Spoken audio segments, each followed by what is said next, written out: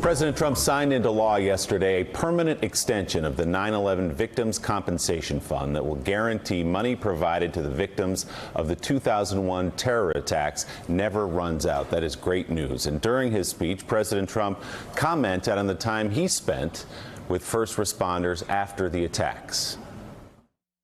Many of those affected were firefighters, police officers, and other first responders. And I was down there also.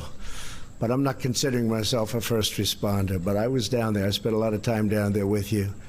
The New York Times quotes a retired deputy chief with the New York Fire Department that Trump was never really a presence at Ground Zero. In fact, on the day of the attacks, Donald Trump called into a local news station, WOR, here in New York, to discuss his view from his window at Trump Tower that overlooked the World Trade Center.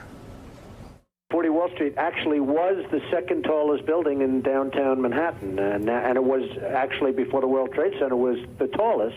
And then when they built the World Trade Center, it became known as the second tallest, and now it's the tallest. So, Mike Barnicle, let's start with the headline. It's great news that the President of the United States signed this into law, taking care of these 9/11 first responders until the year 2092. But this was a political layup, right? You just have to go out there, say the right things, give the praise that these responders deserve. But even there, President Trump puts himself in a place where he was not over the course of the days and months after 9/11. Well, nobody should be surprised at that. He injects himself into everything. It's always his generals, his army, his plans, and I was down there amongst you and everything like that. Anecdotally, I mean, factually, no, but anecdotally, I have never spoken to anyone who saw a presence of Donald Trump, a visible presence at in the rubble during all those weeks and months that people were picking through it and contracting diseases that killed many.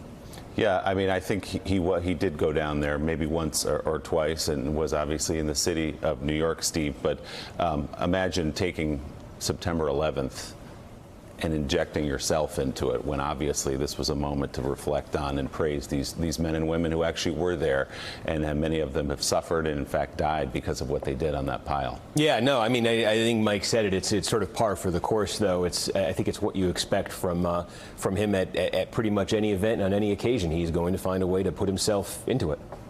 Mika? All right, still ahead, Senate Majority Leader Mitch McConnell is defending his decision to block a series of election security bills. And while critics argue that he's going soft on Russia, top Democrats from the Obama administration say it's nothing new. Morning Joe is back in a moment. Thanks for checking out MSNBC on YouTube, and make sure you subscribe to stay up to date on the day's biggest stories. And you can click on any of the videos around us to watch more from Morning Joe and MSNBC. Thanks so much for watching.